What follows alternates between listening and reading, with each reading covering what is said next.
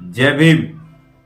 साथियों, आज मैं आप लोगों को संविधान के उस आर्टिकल के बारे में बताऊंगा जिस आर्टिकल का नाम है, जिस पेज का नाम है राजनीति और निर्देशक तत्व।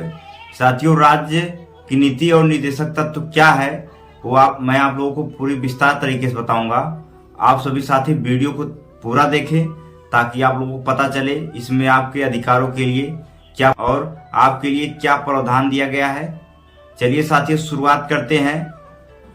राज्य की नीति और निर्देशक तत्व यह क्या है। साथियों, हमारे देश का जो संविधान है वह प्रमुख निर्देशक तत्व है और इसमें राज्य की नीति के लिए निर्देशक तत्व में ऐसे कुछ बातें शामिल है जिसमें उसे मिलाकर एक लोक कल्याण की स्थापना की जा सकती है। इसमें राज्य नीति निर्देशक तत्व द्वारा संविधान में अनुच्छेद 36 से लेके अनुच्छेद 51 तक यह धारा का वर्ण किया गया है।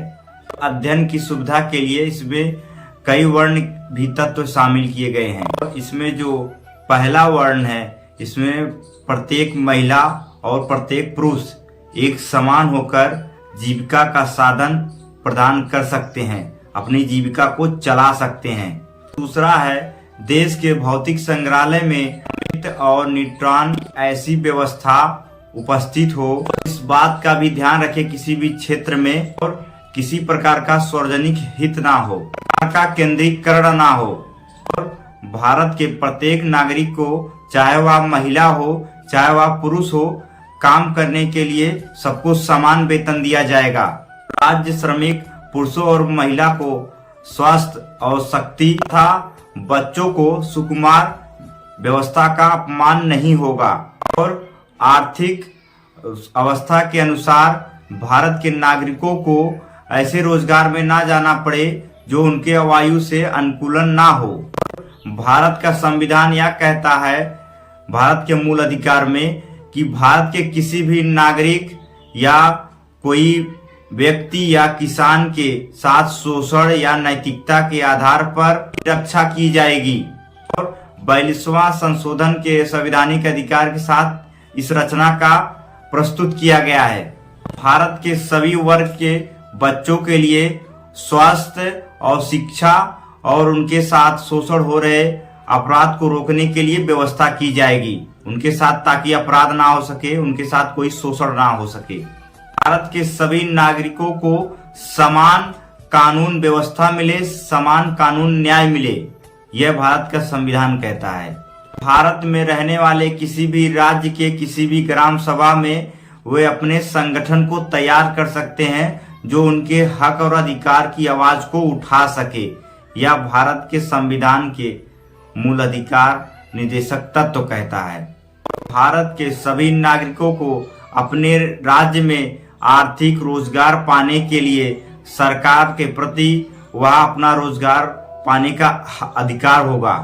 राज्य में किसी भी न्याय संगत के लिए अनुचित दशाओं को सुनिश्चित करने के लिए प्रस्तुत सहायता के लिए उपबंध करेगा और कर्मकारी के लिए निर्वाह, मजदूरी आदि सरकारी समितियों की स्थापना किया जाएगा और भारत के सभी नागरिकों के लिए समान कानून, समान नागरिकता, समान संहिता लागू की जाएगी। यह भारत का संविधान कहता है। भारत के सभी बालकों के लिए निःशुल्क शिक्षा दी जाएगी। अनुसूचित जाति, जनजाति, पिछड़ा वर्ग के लिए शिक्षा, बच्चों के लिए शिक्षा निःशुल्क और उनके साथ कोई सामाजिक शोषण भेदभाव होता है तो उसको रोकने के लिए राज्य सरकार द्वारा इसको रोका जा सकता है। राज्य में अपने लोगों के जीवन स्तर और पोषाहार स्तर को ऊंचा करने के लिए, अपने लोक स्वास्थ्य के सुधार करने के लिए राज्य का कर्तव्य होगा। कृषि और पशुपालन के लिए आधुनिक और वैज्ञानिक प्रणालियों से संगठित करने का प्रयास करेगा। इसके सभी पर्यावरण के संरक्षण और देश के वन जीवों की रक्षा करेगा। राष्ट्रीय महत्व स्मारकों और राज्यों और वस्तुओं को राज्य द्वारा संरक्षण करेगा।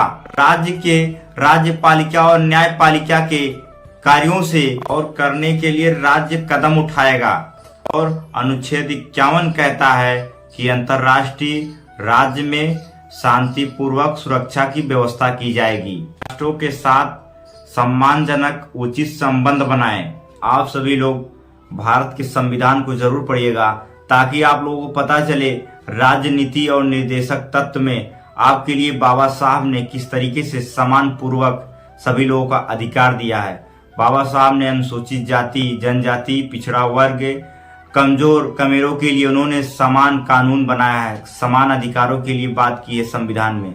आप लोग संविधान को जरूर पढ़िएगा और इस वीडियो को ज्यादा ज्यादा शेयर करें ताकि सभी लोगों तक यह वीडियो पहुंचे, उनके हक और अधिकार की बात की गई है संविधान में, उनको पता चले।